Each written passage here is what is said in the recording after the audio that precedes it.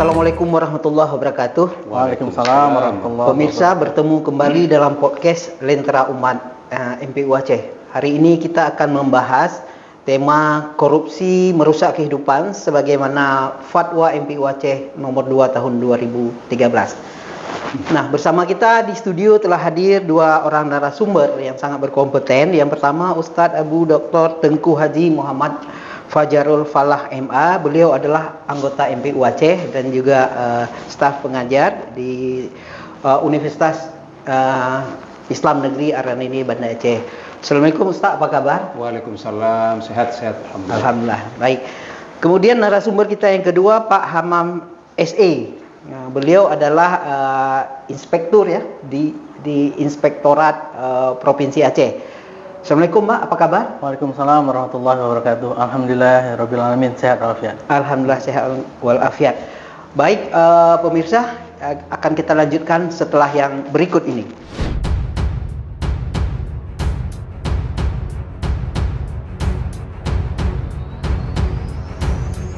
Korupsi memang dapat merusak kehidupan masyarakat dan negara.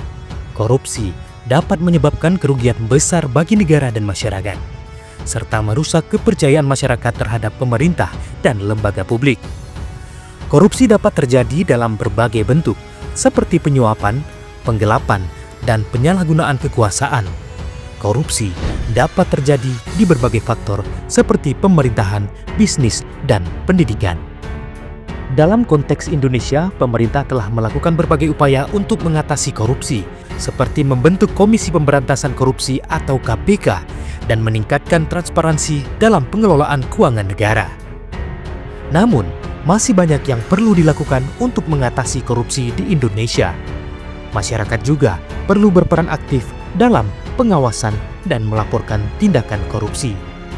Majelis Permusyawaratan Ulama MPU Aceh telah mengeluarkan Fatwa MPU Aceh nomor 2 tahun 2013 tentang tindak pidana korupsi. Simak selengkapnya dalam podcast Lentera Umat episode kali ini.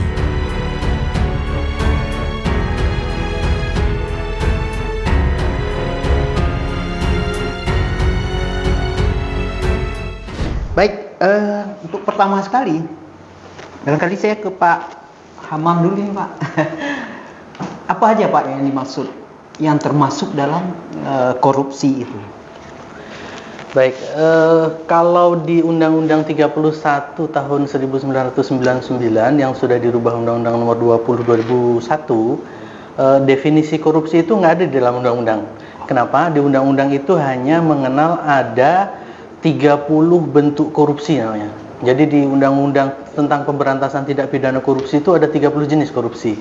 Namun kalau KPK itu sudah merangkum 30 itu menjadi 7 besar. Ya. 7 besar korupsi. Yang pertama itu benturan kepentingan, yang kedua itu gratifikasi, yang ketiga itu merugikan keuangan negara atau daerah, kemudian penggelapan dalam jabatan, kemudian suap menyuap, kemudian perbuatan curang dan pemerasan.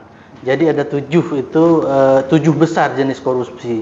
Masing-masing 7 itu punya anaknya banyak, sehingga totalnya jadi 30. Gitu. Baik. Nah itu 7 besar jenis korupsi. Jadi 30 gitu. 30 dirangkum jadi 7 besar gitu. Baik. Pak Ustadz, ini MPU sendiri bagaimana melihat korupsi ini? Iya, saya mulai bismillah, alhamdulillah. Tsumma sholatu wassalamu ala rasulillah wala haula wala quwata illa billah wa ba'd. Ya, terima kasih. MPU sangat jelas dalam hal ini memandang korupsi, yang mana korupsi itu pada intinya adalah sesuatu yang bisa merugikan kepentingan bersama masyarakat. Apabila itu terjadi, maka tentu agama pun tidak akan mentolerir adanya korupsi dalam bentuk apapun. Sehingga alhamdulillah Fatwa MPU nomor 2 tahun 2013 terbit tentang tindak pidana korupsi itu sendiri, Pak. Sehingga hasil dari musyawarah para alim ulama memfatwakan bahwa korupsi yang di sini kita sampaikan, yang mungkin definisi korupsi yang ada di sini mungkin satu dari sekian dari 30 tadi. Iya. Kalau kami di sini mendefinisikan korupsi adalah perilaku seseorang atau kelompok untuk mengambil dan atau memberi sesuatu dengan menyalahgunakan kekuasaan dan kewenangan yang bertentangan dengan syariat Islam. Jika ini terjadi, maka MPU Aceh memfatwakan itu adalah haram. Itu, Pak. Ya. Jelas itu seperti itu. Dan upaya ataupun kebijakan yang tentunya memberi peluang terjadinya tindak pidana korupsi itu juga termasuk bagian dari haram itu sendiri. Jadi ta'awanu 'alal birri wat taqwa wala ta'awanu 'alal itsmi wal 'udwan. Bertolong-menolonglah pada hal kebaikan dan takwa, dan jangan bertolong-menolong pada hal yang menimbulkan masalah, dosa dan permusuhan. Sementara korupsi di sini ada dosanya. Oke. Begitu. Baik. Pak Hamam, ini katanya korup itu nggak mungkin dilakukan sendiri, pasti dia berjamaah. Itu gimana? Ya.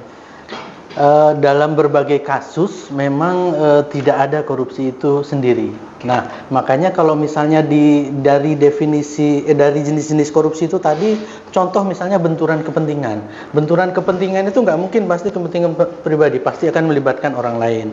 Gratifikasi itu pemberian. Sudah pasti ada yang memberi dan menerima. Suap juga begitu. Suap menyuap itu juga pemberian. Ya. Pemerasan itu juga pemberian juga, gitu. Kemudian penggelapan dalam jabatan misalnya. Salah satu contoh penggelapan dalam jabatan itu ketika ada uang negara atau uang daerah diambil digunakan untuk kepentingan pribadi. Uang itu kan yang ngelola pasti banyak. Ada yang nyatat, gitu kan, ada yang bayar, ada yang ngasih. Kalau misalnya pakai rekening giro ada spesimennya, spesimen itu tanda tangan nggak mungkin sendiri, gitu. Nah, makanya kecenderungannya itu memang dia akan melibatkan orang-orang lain. Dia tidak sendiri, dia pasti. Nah, ketika banyak pihak yang terlibat, akhirnya kecolongan juga, gitu kan? Ada potensi untuk sistem memang sebenarnya dibuat agar orang sebenarnya tidak bisa untuk melakukan korupsi. Dirancang seyogyanya itu demikian. Hanya saja memang celah-celah itu ya masih tetap ada ya, karena tadi melibatkan orang banyak gitu. Contoh misalnya terkait korupsi di pengadaan barang jasa. Kalau misalnya fisik bangunan itu yang dikorupsi dengan mengurangi kualitas, itu pasti melibatkan orang banyak gitu. Pasti ada kontraktornya, ada konsultan pengawasnya yang dia bertugas mengawasi. Seyogyanya kan dia tahu, gitu kan. Besi misalnya di kolom bangunan itu sesuai kontrak misalnya ukurannya 20 mili. Kalau dipasang 15 mili misalnya, kan seyogyanya konsultan pengawas itu tahu. Karena itu Ya, bagian kan? dari tugas dia. Iya, karena dia yang melakukan mengawasi. Kemudian misalnya kadang-kadang untuk kalau kita di daerah ya, ada pengguna anggaran, ada kuasa pengguna anggaran, ada PPTK. Nah, kadang-kadang karena ada gratifikasi, ada pemberian atau ada suap menyuap, itu gara-gara itu kadang-kadang kita nggak kontrol ke lapangan. Kita karena kadang-kadang sudah diberikan sesuatu gitu, padahal pemberian itu walaupun mungkin orang kadang-kadang ketika diberikan walaupun tidak minta, orang selalu berpikir itu rezeki gitu. Padahal di balik itu, misalnya kontraktor yang memberikan sesuatu ke kita, dia akan tetap mengambil dengan cara yang lain. Contohnya tadi mengurangi kualitas. Misalnya kolom, kalau harusnya K350 atau K400 kekuatan kolom itu misalnya ya. Kalau kekuatan kolom misalnya K400 itu harusnya adukan semen dan pasir itu misalnya 1:3. Misalnya 1 sak semen untuk 3 grek pasir. Dia akan mengurangi kualitas 1 sak semen menjadi 10 grek pasir. Supaya apa? Tujuannya semennya nggak banyak dipakai. Uangnya digunakan untuk apa? Nah, itulah sebenarnya lingkaran-lingkaran yang kadang-kadang dia akan melibatkan banyak orang gitu. Jadi ketika kita pikir orang memberi ke kita dengan kita tidak minta, kita pikir rezeki gitu. Padahal di belakang itu orang tetap akan mengambil hana yang pri, nggak ada yang gratis. Pasti ada pasti hana urung pungo mesti ya jo kedanyo kasih ke sesuatu ke kita tapi nggak punya kepentingan. Oke, baik. Gitu.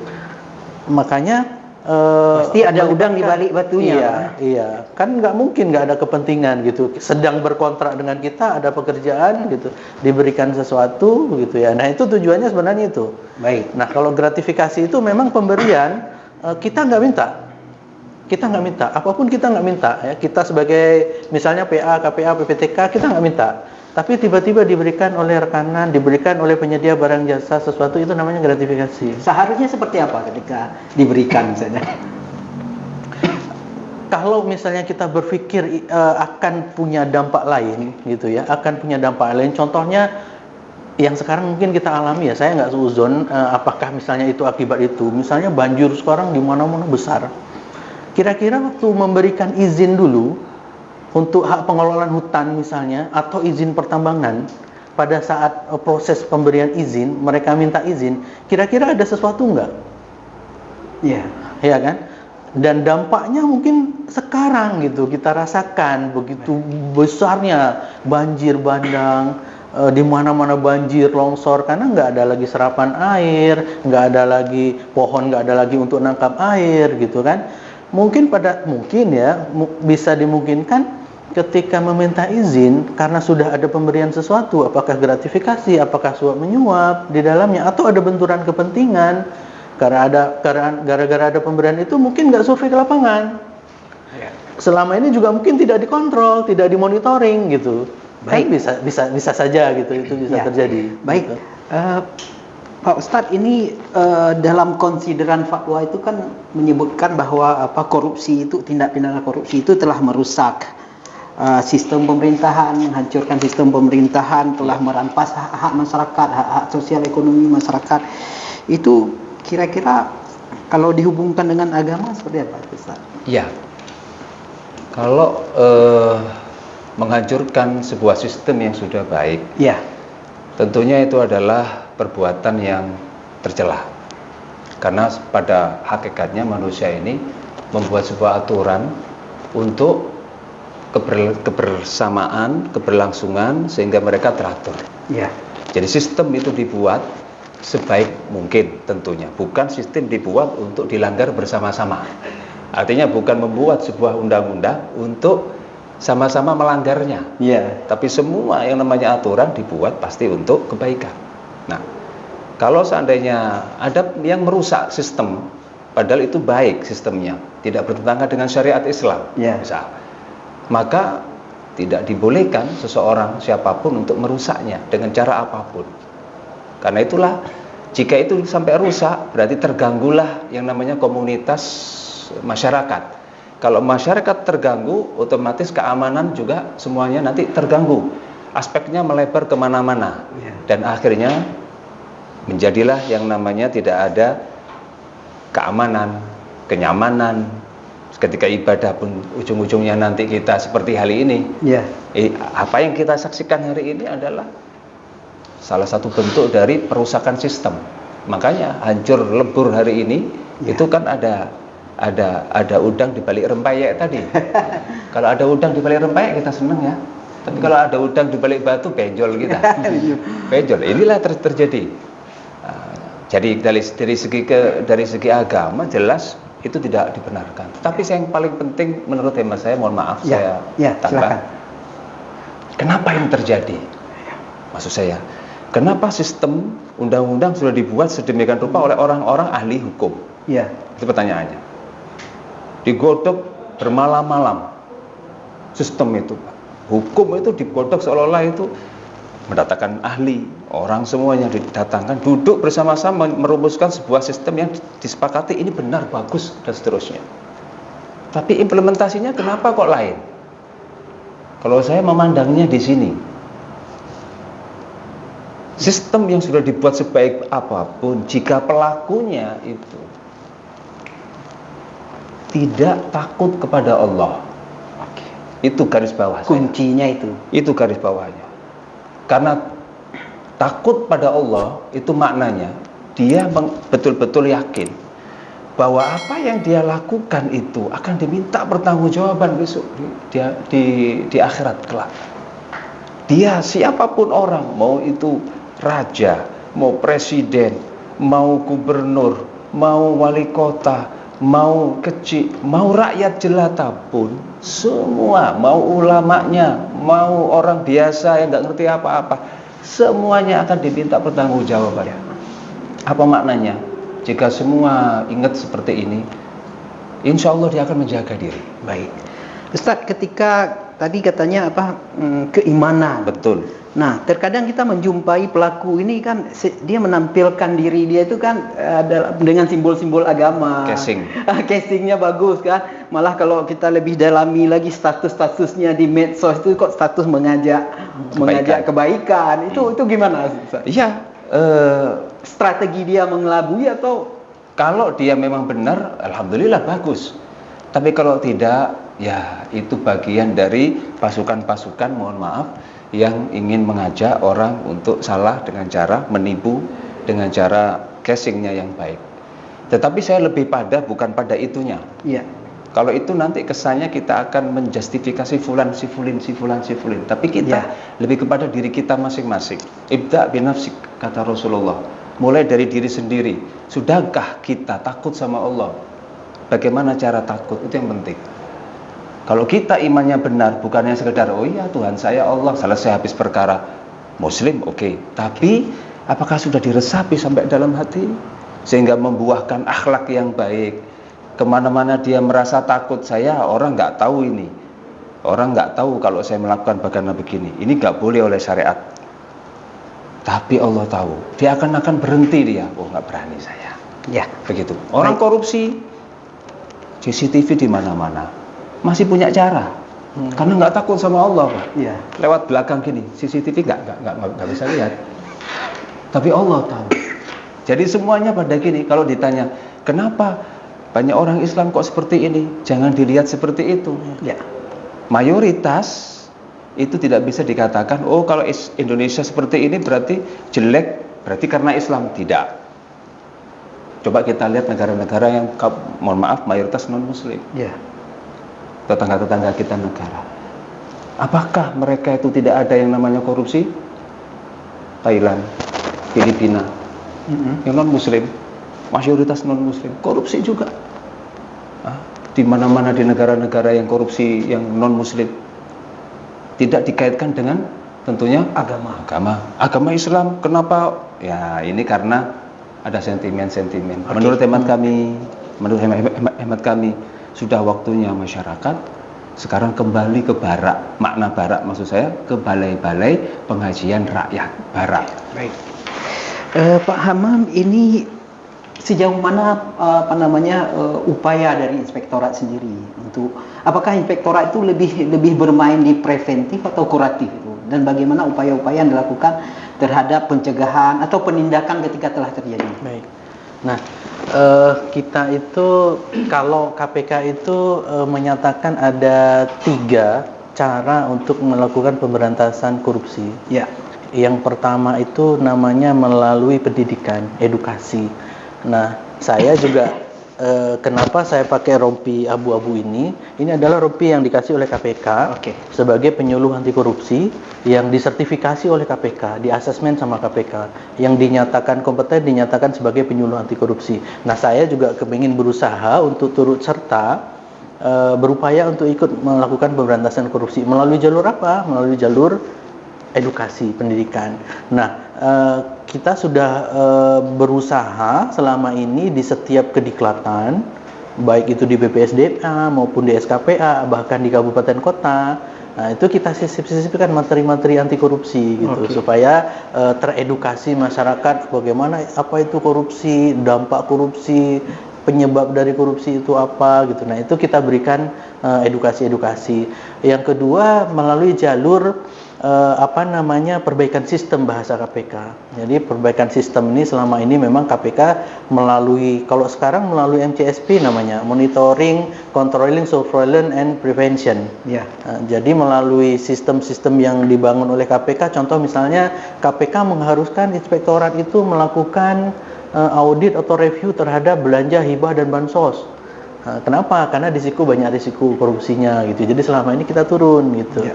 Kemudian KPK mengharuskan inspektorat itu melakukan pemeriksaan terhadap belanja perjalanan dinas pada 3 perangkat daerah yang anggaran perjalanan dinasnya tinggi. Nah, kita masuk gitu. Artinya inspektorat lebih cenderung kepada permintaan. Ketika diminta untuk audit baru melakukan. Kalau enggak terserah gitu.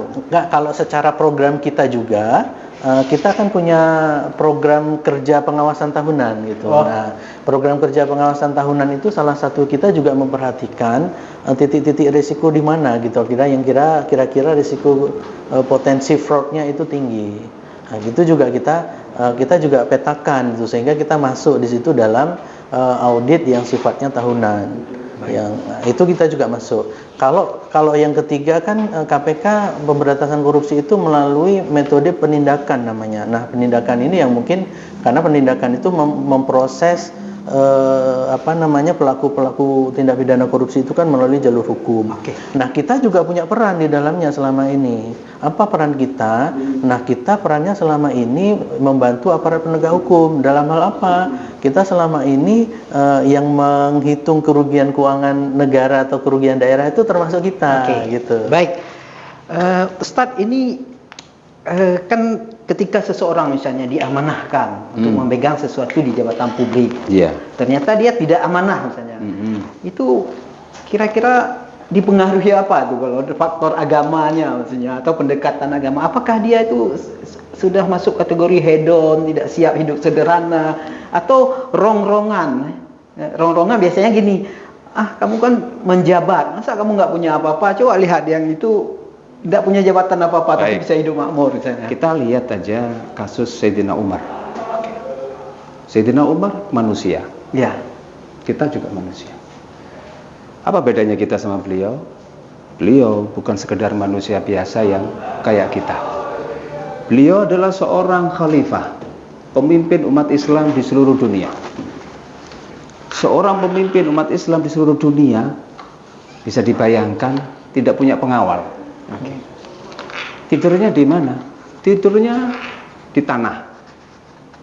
Ketika ada orang mencari Sayyidina Umar sebagai sang khalifah, betapa kagetnya orang itu non muslim karena melihat beliau berbaur dengan rakyat, tidak menjaga jarak. Kalau kita tanya, kenapa beliau kok seperti itu? Bahkan setiap malam beliau itu turun langsung ke lapangan, ke masyarakat melihat. Ya. Ini saya kasih contoh yang paling gede aja, jangan yang tingkat kecil, langsung aja. Dia turun ke lapangan melihat apakah ada rakyatnya yang kelaparan. Kalau kita pikir, berapa sih gajinya beliau? Apa yang beliau cari? Tentunya yang beliau cari adalah ridhonya Allah. Ustadz, itu bagaimana menghadirkan kondisi seperti itu ke era kekinian itu? Bisa, ya, sangat bisa. Kembali lagi kepada makanya di konsideran di dalam fatwa MPU ini nomor C bahwa pelaku korupsi cenderung tidak memiliki nilai-nilai keimanan, ketaatan. Ini poin penting. Karena dengan seseorang itu dia yakin benar bahwa apa sih tujuan hidup dia. Kalau ditanya, untuk apa kan Anda hidup? Kalau dia tahu tujuan hidup, tujuan hidupnya adalah untuk ke akhirat. Ya. Bahwa akan ada pertanggungjawaban dunia dan akhirat. Dan akhirat itu yang selama-lamanya. Sementara dunia sebentar saja. Sementara dunia ini adalah ladang, sawah ladang kita bercocok tanam. Untuk akhirat. Untuk akhirat, bukan untuk selain akhirat. Maka yang kita tanam di sini yang namanya kebaikan, ketaatan sesuai dengan syariat, yang kita dapat pahala besok yang kekal abadi selamanya. Sayyidina Umar sangat yakin tentang Allah, bahwa Allah memerintahkan tentang ini dan sangat cinta pada Allah dan tidak mau melanggar perintahnya Allah. Dan juga tidak mau melanggar perintahnya baginda Muhammad SAW. Sehingga beliau menjadi pimpinan telah melihat role modelnya pemimpinan baginda Rasulullah Muhammad SAW yang kurang lebih beliau juga menekankan bahwa kepemimpinan itu bukan untuk diri sendiri, tapi ini adalah amanah yang semua akan diminta pertanggungjawaban. Baik, Pak Hamam, ini ketika setelah terjadi misalnya, apa yang dilakukan inspektorat? apakah inspektorat itu proaktif atau menunggu permintaan misalnya? Kalau misalnya perhitungan kerugian keuangan seperti tadi, itu kita basisnya permintaan. Tapi kalau sifatnya, kalau di kita itu ada namanya audit investigasi. Nah, audit investigasi itu juga membuktikan 5W2H terkait dengan tindak pidana korupsi. Kalau investigasi itu kita tidak menunggu permintaan, gitu. Contoh, kalau mungkin yang sekarang masih agak hangat kasus beasiswa ya, itu juga ada hasil audit investigasi kita gitu, dan itu bukan permintaan. Gitu. Oh, bukan permintaan. Berarti tidak selamanya berdasarkan tidak semuanya permintaan. Baik, Ustadz, ketika misalnya ini sisi agama nih, sudah terjadi misalnya, itu apa pandangan syariah, apa yang harus lakukan? Korupsinya. Ya, sesuai dengan apa yang harus dilakukan adalah dia harus diadili, kemudian dikembalikan apapun uang yang telah dia ambil, kalau itu berupa uang ataupun aset yang hasil korupsi yang dirampas, itu harus dikembalikan kepada yang memilikinya. Kalau itu pemiliknya rakyat, balikkan ke rakyat. Harus itu. Harus itu, karena ini sama dengan mengambil sesuatu yang tanpa haknya secara zalim. Akhdhu malil ghairi zulman, mengambil harta orang lain secara zalim, yang ini tidak diperkenankan oleh agama. Agama sudah sangat betul-betul mengikat sebenarnya. Harus dikembaliin. Kalau seandainya sudah dimakan habis gimana? Ya. Ya dia harus minta maaf kepada yang diambil itu. Kalau satu orang boleh, kalau seluruh rakyat Indonesia minta maaf, bagaimana caranya? Lagi-lagi kena di situ. Karena itulah maka dalam Islam perlu harus dijalankan semua aturan sebenarnya Islam itu, dan insya Allah apa yang diajarkan oleh Islam tidak akan menyalahi aturan-aturan apapun, karena Islam adalah aturan yang mengatur kehidupan manusia dunia sampai nanti ke akhirat. Oke. Baik.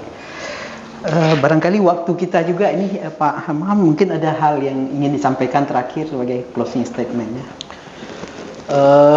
Tindak pidana korupsi itu di kita juga sudah ditetapkan sebagai suatu extraordinary crime, namanya kejahatan luar biasa. Luar biasa. Luar biasa. Kenapa? Karena dampaknya tadi. Walaupun sebenarnya ada menyambung tadi yang disampaikan, ada satu teori penyebab korupsi itu namanya GON teori, Ustaz. GON itu G-nya itu greed, serakah namanya. Serakah. Nah, kalau serakah ini kan gimana ya? Makanya selama ini kalau kita lihat mungkin pelaku-pelaku korupsi itu orangnya kaya sebenarnya gitu ya, banyak hartanya gitu, tapi tetap korupsi. Nah, itu salah satunya tadi penyebab teorinya greed. Nah, untuk membentengi itu semua, kalau KPK itu menyatakan agar menerapkan nilai-nilai integritas di dalam pekerjaan sehari-hari, di dalam kehidupan sehari-hari, itu harus ditanamkan nilai-nilai integritas. Nilai-nilai integritas itu KPK menetapkan ada 9. Ya. 9 itu kalau KPK menyingkatnya Jumat bersepeda kakak. Jumatnya itu apa? Jumatnya itu jujur, mandiri, tanggung jawab. Bersepeda itu berani, sederhana, peduli, disiplin, adil. Sederhana ya. Ada sederhana di dalamnya. Kemudian kakak itu apa? Kerja keras. Oke. Nah, jadi kita harus menerapkan itu sebenarnya, nilai-nilai integritas itu. Termasuk tadi disinggung sederhana. Nah, salah satunya sebenarnya sifat kesederhanaan ini yang kadang-kadang mungkin sudah mulai terkikis ya di kita, termasuk ya sadar atau tidak kita di dalam tontonan sehari-hari juga yang ditonjolkan itu gengsi.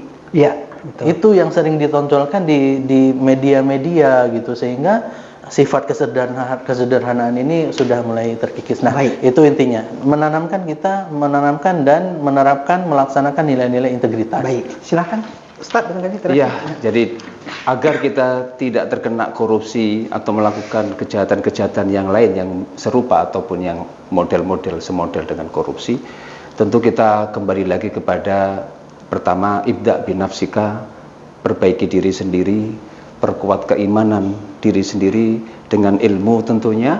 Yang kedua, setelah mendapatkan ilmu dengan benar, apa itu yang harus dilakukan, maka lakukan sesuai dengan ilmu agamanya.